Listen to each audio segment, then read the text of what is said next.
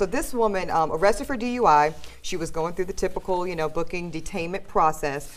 47-year-old, weighs 110 pounds, very frail woman. All she does is ask to call her husband and kids. And the cop loses his mind. And I don't even want to spoil it. Let's just watch the video.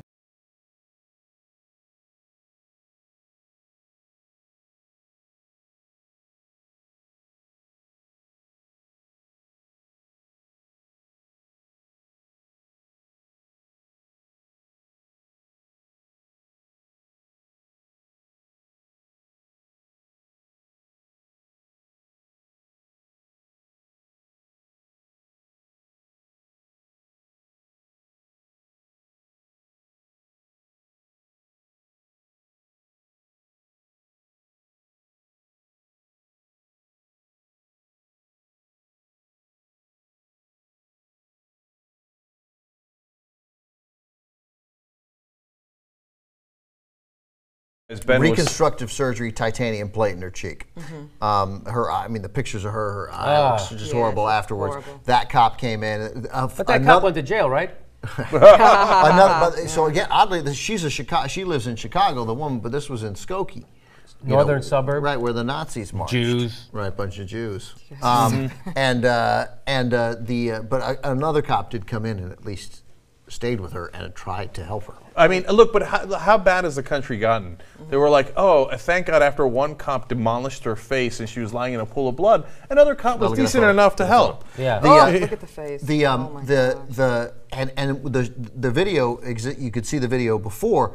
What happened was she's sitting there talking to the cop. Yes, like saying, and clearly he says, come out and make a phone call. Right. It would appear. She walks out through, she's not resisting in any way. She's not even agitated. Right. She's very calm. And then something in the 5 seconds or 6 seconds after she leaves the room happened that made the cop feel okay about getting her. And rather than being the guy with the gun and putting her back in if she did something that irritated him and locking the door, because it's a jail, you can do that. Right. He thought it was okay to shove her as hard as he could into the metal bench. And this bench. is what they do when they know they're being filmed.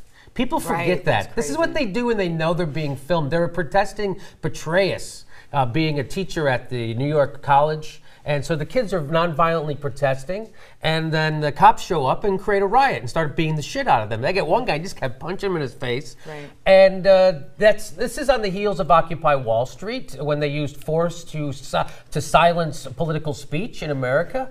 And it's like, this is the new normal. We're okay with this. Yeah. And it doesn't, why isn't there a national conversation happening about, hey, our police are out of control in America? Police brutality. You know what, when I saw this, the first thing that went to my head was honestly Fruitvale Station. It was the whole Oscar Grant thing, an unarmed citizen posing no threat, none whatsoever to you. You know, and this is the response. I mean, it's absolutely Anthony Bologna, as the captain, gets to go mace some women for doing nothing, and then nothing happens to them. We let people brutalize women on television, and nothing happens. That guy's still a cop in New York City. Real quick, sorry, Jay. The officer's report says the woman whose name was Cassandra Feuerstein was not looking at the camera while being processed, charged her with resisting arrest. Yes. While being brought to her cell. So the way I assume with reading this, it's not the greatest written story ever because it was written by a television station. But what I assume then it reads like the cops were doing was they had to explain away how she looked like that. Yeah, of course. So they're like, so she resisted arrest. So I mean, they're just flat out lying. So they eventually dropped the resisting arrest charge. But once as there a was plea bargain, a part of a plea bargain because she pled guilty to the DUI. That's as part of, also as part of covering, saving face, etc.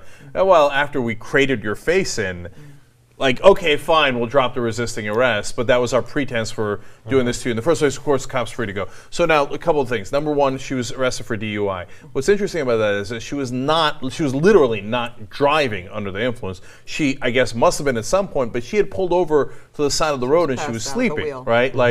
So now, look, you can arrest her for DUI. I get that. That's part of the law, etc. Although, as a cop, I would have been a little torn. Like, hey, she did the right thing at least at some point and pulled over, and instead of keep driving, she was saying... I can tell you, Jink, not to stop you, but I got to stop you. They don't look at it that way. They feel like you're passed out.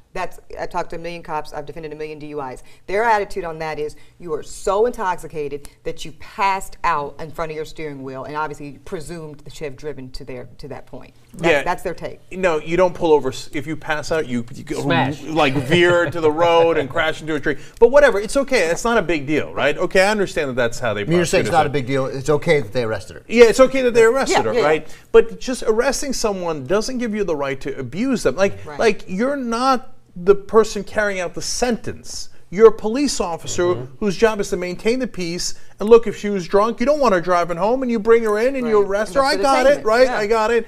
But you're not supposed to punish her. That's not your job. Right. You're not supposed to throw her in. But really, what connects so many of the stories we've done on the Young Turks on police brutality is the thing that almost always triggers the violence is if they felt like she was disrespecting the cops in some way.